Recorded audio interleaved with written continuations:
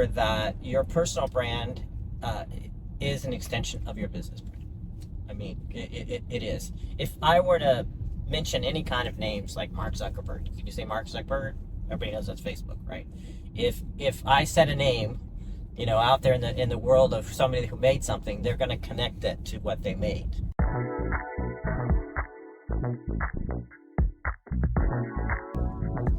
And I know, Shaun, you've gotten a lot of opportunities to be a speaker and to communicate your experience as the master of connector. When you're invited to those events, what is the most important advice do you give a starting entrepreneur when it comes to developing his personal or her personal brand? It is to remember that your personal brand is an extension of your business brand.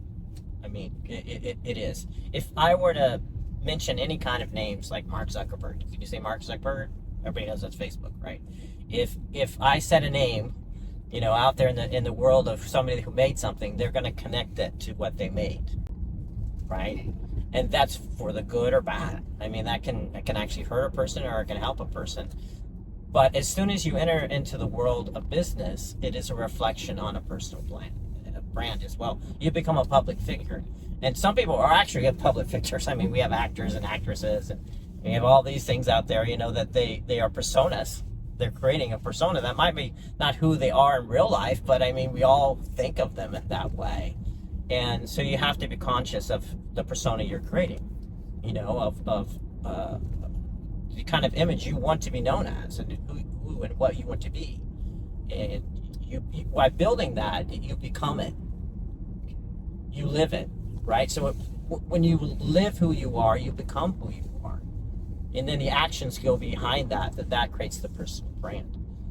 So if you're a great giver, a person giving to charity, a person that supports nonprofits, a person that, well, then people should know you that way, right? Like, you should be apparently known that that's who you are.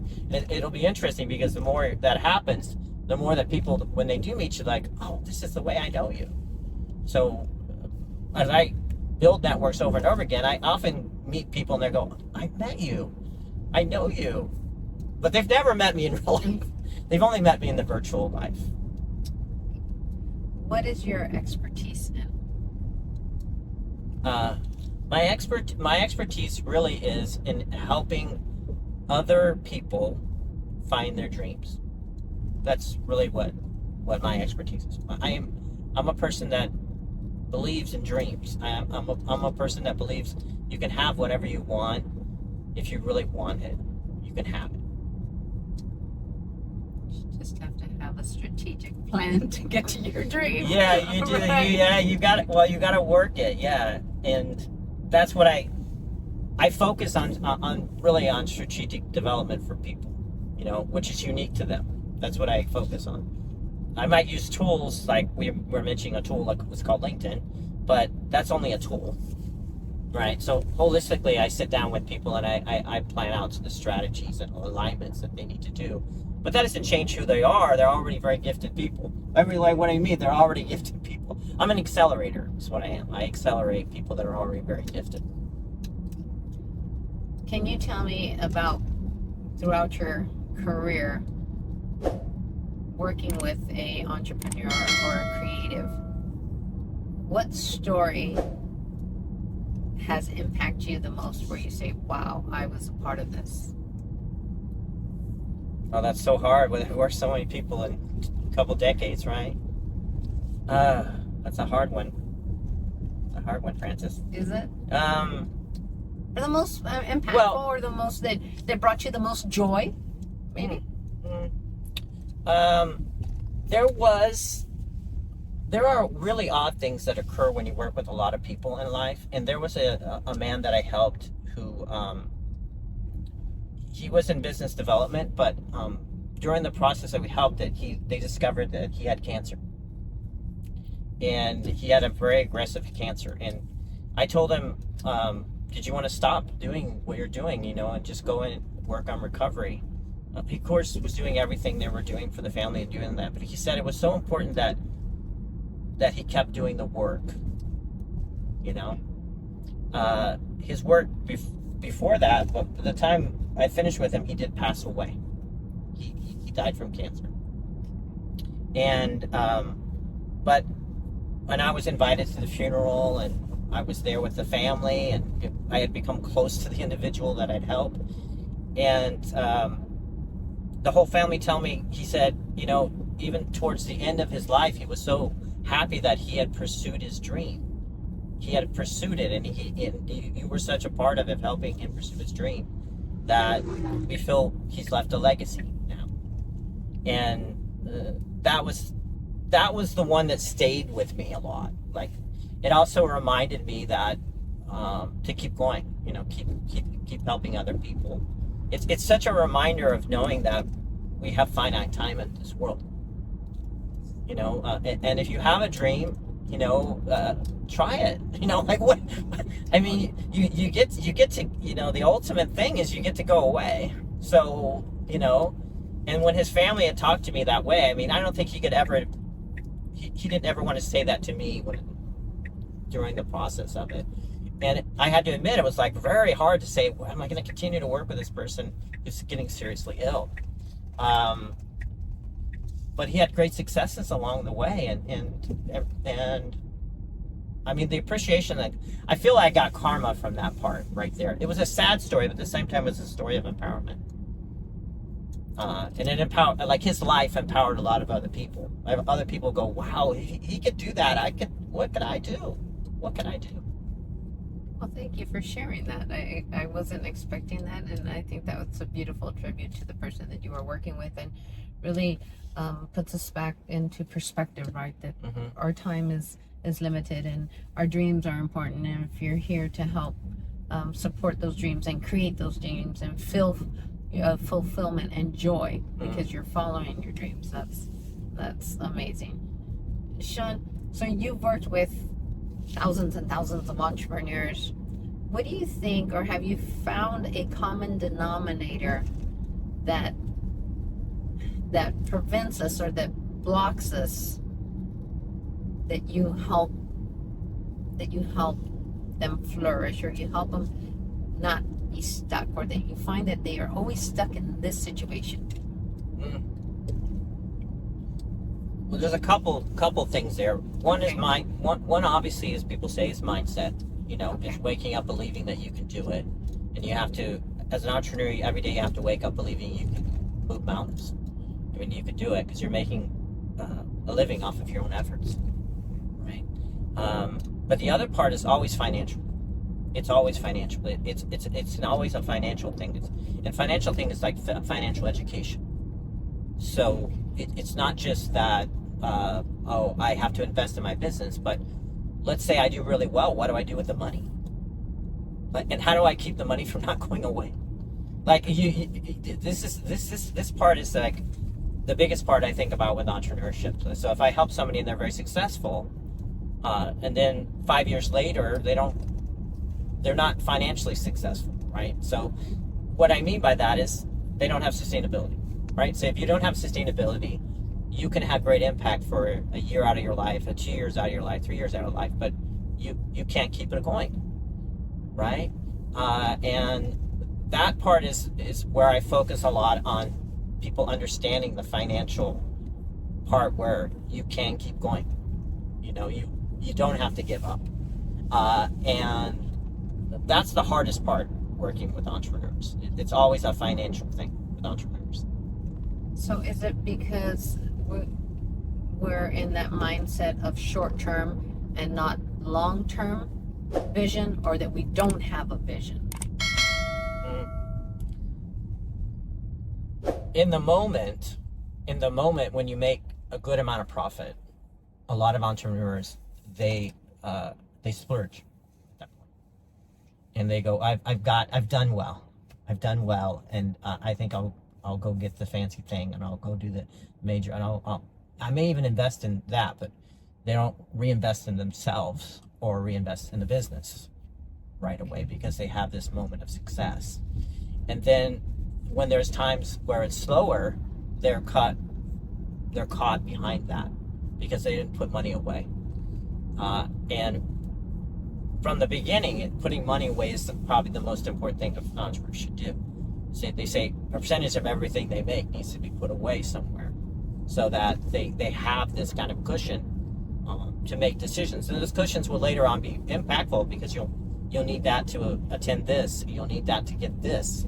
But if you don't have access to it, then you're leveraging credit, for example, all the time, right? So I meet people that I've talked to them, and they're in deep credit trouble because they've leveraged credit to the extreme, right? Where you don't really need to leverage credit as an entrepreneur. You need to leverage savings and then use credit for basically tax deductions. But like, you use credit, so they say, oh, I purchased this for my business, and now I'm going to use it for my taxes. Now I'm going to use it for my taxes. Now I'm going to use it for my taxes. The power of being self-employed has a lot to do with how you use money, and then how you use the structures of money. I don't know if that answered that question. Absolutely. Because again, you have the experience with working with thousands and thousands of entrepreneurs, and I wanted to see what was the most common denominator of the challenges that we have as entrepreneurs. And I think that's a really good eye opener, because again, I also fall into that category, because you're just looking at the next day, what we're going to do the next day, and not having that long vision with the financial aspect of what your business is going to need. I'd like to jump back a little bit back to LinkedIn on how often, Shaun, should we be changing our contact information or the about us? Because as an entrepreneur, I'm not the same Frances I was 10 years ago. And how do I capitalize, or how do I change my resume to reflect who I am today? Do I continue to bring in my inventor experience? I also work for Costco. Do I bring my Costco experience in? Do I combo all three as my entrepreneur now, as also a creator on YouTuber? Does that confuse the audience because I'm bundling all this together? Or should I just stay in one lane and focus my about information in one lane? What do you recommend? It's a very specific question. I think it can go both ways. Okay. But I prefer hybriding talent ideas, right? So sometimes the fact that you work for Costco isn't, somebody will be like, oh, I didn't even know that. Like, they'll meet you and I didn't know that. And why not say it up front, right? So, I didn't know you're an inventor. why not hybrid it all together? But really, it's a hybrid of talent and skills. So I think this story that we're talking about, and when we work together, I always say that's one of the first things we carve is the professional story of a life. And the reason that LinkedIn is so powerful is because you can use that summary to create a professional story of your life.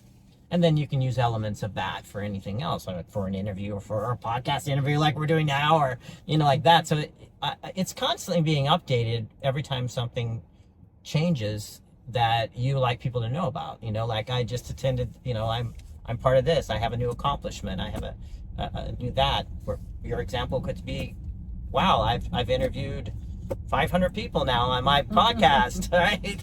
And things like that. So these kind of things are constantly thinking about updating that. I would say it should be updated yearly at least yearly. I struggle with, Shaun, is how do you put that on paper where it doesn't sound your accomplishments, where it doesn't sound that you're bragging? Because I struggle with that, of putting down your accomplishments or my accomplishments and not having the tone of bragging. I struggle with that, and I said, oh, you're showing off, Frances. Why are you putting that on there? So yeah. I challenge myself and say, okay, what does that provide value for someone else by you boasting or showing off that you've done this and that. That's just my personal struggle. I'm talking about just myself. That's what I have a hard time putting on paper, and that's why I've always been, and you've known me for 10 years, I've never in that platform of LinkedIn put my 30 years of Costco leadership on there as my number one. I think recently I just put it on, but before I didn't throw that out there because I didn't want to seem as if I'm bragging. You know, I've worked along with you. I've worked with a lot of high professional women over the years, you know, and women entrepreneurs as well as women in the corporate world. And I hear that a lot from women in that world, is that there's this, I mean, men too, but, you know, a lot of women don't want to come off as bragging, you know, about their accomplishments in life or that. The ironic thing is that in some of the social spaces, it's designed for bragging. It's almost there for that reason, to brag, especially in the career area, right? But I think it's the way you brag. It's like, it was like that. It's an interesting question. It's like, okay, if I don't tell people my accomplishments, maybe no one ever will meet me or never talk to me, and I won't have any opportunities if I don't say what I've really done with, and what I really have done and what I've really accomplished. And I see this in the networking world all the time when I meet people, because they're like, I'm kind of afraid to meet that person. I really admire that person, and I'm kind of intimidated by that person. And that fear is what you're kind of talking about. When I put it out to me, like, maybe I'll intimidate people, or people will be intimidated by what I said. I'm going to say in the digital space specifically is that you're doing a fine balancing act of accomplishments and reasons that people should work with you, versus looking arrogant, right? Yes. And it's a fine balance all the time. And the reason I mean that is that if you do not have if you do not look like somebody who wants to work with you, people are not going to work with you. So get over it, Francis. I mean, like, is that basically what you're telling me? Yeah. Basically, I'm getting, like, if you want to work with people, you're going to have to be, like, out there. And there's no way of not being out there, right? So that's a hard one. But I think, you know, you've been in Costco a long time, and then you've rised up into that world, and you've worked with, you know, like, that's not easy to do that work. I mean, to work in a corporate environment, and, you know, it's just not easy. I mean, you've had to deal with situations that you've had to make decisions, right? Like, and you've had to, you know, bring people in and hire people and, you know, do all those things in life. And so many of these things are about, you know, being known, and taking the risk to be known, right? That is such a hard part of life. I mean, it's not just entrepreneur. I mean, life in general is like, I don't want to look this way, and I don't want to look that way. But to get noticed, especially in self-employment, it's a necessary thing that you have to get noticed. Okay. What I feel that it's an advantage is, well, not an advantage, that works well for me, is when, or I'm more comfortable with, is when you have these interactions and these connections and these relationships, and that person says something about you. Mm-hmm. To me, that's okay. You know, that's where it matters, right? Because they're just amplifying their experience that they have working for you as an individual, where you're not posting, I've done this, I've done that, and I've done this. Yeah, that's what you see. That's your side, Francis. Mm-hmm. But I think what makes me more comfortable is that when I post something and someone else, or their comments, you know, is something that I find as credible as, okay, yeah, they're vouching who I am, what my intentions are, and they're genuine. And to me, that's easier to maneuver, or that's the promotion that I like to capitalize on, or again to spotlight my career? I think the overall, I mean, there's always this confusion about, not being fake versus being authentic, and the balance of that. So I'm going to say that being authentic is the most important thing in your brand. So your personal brand is to be who I am, this is who I am and what I'm about, knowing who you are. And then in your business brand is being clear about this is who I am, this is what I represent, this is what I believe, and be authentic about it. I mean, products and services are moving all over all the time. Does it not mean that there's not a emotion hooked to all those things, an emotional aspects of our lives? So being and staying authentic is easier than being fake. Yeah, absolutely. It really is. It's really like, I am generally who I am. I'm not going to change who I am. I am generally this kind of person. I am a giver. I'm a person that likes to help people. I'm a person that wants to have other people do well in life.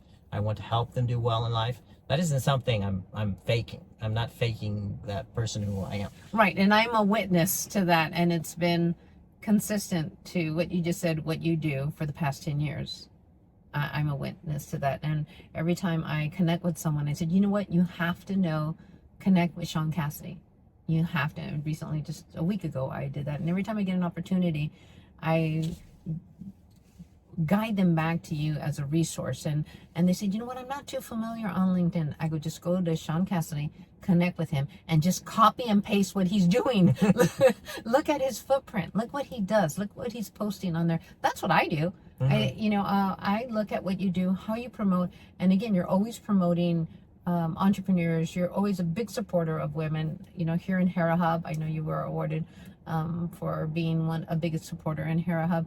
So that's my cheat sheet for for entrepreneurs that I meet that are not on LinkedIn or not too sure how to navigate LinkedIn. I said, just go look at Shaun's profile, and you will, just observe and see how you can customize what he's doing to do what you do for your business. Well, the advanced aspect of what I've said is really, in the beginning, it's carving the brand, and you have to carve the brand. So there's no way about just not sitting with your mind and putting everything to paper first, and then putting it in the digital world. And so, none of us are like, professional writers. We don't think we're professional writers, but you have to be able to write about your life. You have to be able to say, this is what my life is. And then as you clarify that, you'll realize all these things you've done in your life that you really didn't think you did. And so by putting it out in that and keeping it up, you really empowering. Not only that empowers what you say, oh, well, if I've done this, I can do this. If I've done this, I can do this. I can remember back in time, when you went, to present and you had to go to Florida, I guess, right? Yes. And fly on a plane, but that ended up you winning a pretty major thing, for your invention, and so life is like that. It's these opportunities, but the digital world, in that world, and when I do advanced training on LinkedIn or advanced digital development with people and access, is that it's storytelling in the beginning. Everything is storytelling, right? And then it's storytelling, linking it to the right corporations, things, people, and people. It's always people. Yeah. Yes. Okay. Shaun, and what are you currently working on? Because I know you're in a lot of spaces, and I know you're very creative, and I know creatives like to do a lot of things, and because it's about connecting with people, because you're so genuine and you love connecting with people. What are you currently working on that I know is very exciting that you can share with us? Well, there's two very public things that I'm known for at the moment, right? I am chairman of the board of a major arts nonprofit called Vanguard Culture. And I met the founder of that arts nonprofit 13 years ago in her home in Point Loma here in San Diego. And she had a vision to create that nonprofit. And now we're in major expansion. We've opened in downtown San Diego with an office. We're aligning to a major university here in San Diego. And we're expanding a great deal with those opportunities to help creatives do well. Vanguard Culture is the name of that arts nonprofit. And So from the beginning, I was the advisor of the nonprofit development, and now I'm the chairman of the board of the arts nonprofit. On the other thing, I was involved many years ago with a brilliant filmmaker called Aaron David Roberts. And when I met Aaron, he had a big vision. He's from this area in North County of San Diego called Escondido. And he had a dream that he would not have to go to Los Angeles or anywhere else, and he would not have to leave San Diego to have a major film studio. And he had a dream to create his own major film studio, and now it's real. It's called the Chula Vista Entertainment Complex. And that Chula Vista Entertainment Complex is an $85 million development. It's a hybrid product with the city of Chula Vista, which is a major new library for the city. And then will be developed out to 6 to 10 major film studios, kind of like what other people that I've brought and I've showed. I've taken a tour that I've showed. Looks like a Paramount, kind of lot is what we've had, and that's exciting. So it's really exciting. I'm excited that there's going to be a lot of opportunities coming. Shaun, and what just dawned on me right now was that you said you met these people 10 years ago, 13 years ago. So the connections that we make throughout our journey of life and entrepreneur, maybe at that moment, you don't realize that you may connect 10 years from now, 13 years from now, and help them with their dream, right? That's all the networking, all the connections, and all the meeting of the people. Maybe it's not today, but you know what? Maybe it's 10 years from now. We're going to have this reunion and we're going to have this connection. The interconnectivity is for life. Okay. Yeah, it's from the time you bring into this world until you leave this world. There's an interconnectivity. I mean, it relates not only to the work, but it's a spiritual thing, I would think. It's like how the spirits talk to other spirits. I believe in spirits. But as we go along in life, it's really important to build a network. I cannot tell you what it is. I'm just giving that example that, the next day something happens because you meet somebody. But if you build the network, it can happen throughout your entire life, your entire professional career, and your entire life if you keep building the network. And it comes along with so many different opportunities. It's just endless opportunities out there when you have the network. Shaun, in our ending this interview that we have, is there anything that you would like to mention that we didn't cover, that there's an opportunity here that you would like to share with the people watching, our viewers that are watching with us? Well, I mean, if there are people out there looking to be helped with their dream, please reach out. We'll meet, we'll have a coffee, and we'll talk, and see if there's a dream that you're working on, something you're working on that you would like to have your dream come true. I want to tell everybody out there to pursue their dreams, because I think, dreams are important, and you don't want to wake up one day saying, I didn't try. Right. So the trying is the most important part, right? It's okay to feel like you didn't accomplish, but to not try is not the thing. You must try. I'm going to leave all your social media contacts on the video, and we'll be uploading it to YouTube, and we're going to be uploading this to LinkedIn. Shaun, at the end of every interview, I always ask the interviewer, can you nominate a chingon or chingona, because this is Carpo, and I know you know what that means, a badass. Who would you nominate for me to interview next? Well, I think you should speak with Susanna Poirot-Swap, the founder of the arts nonprofit called Vanguard Culture. Awesome.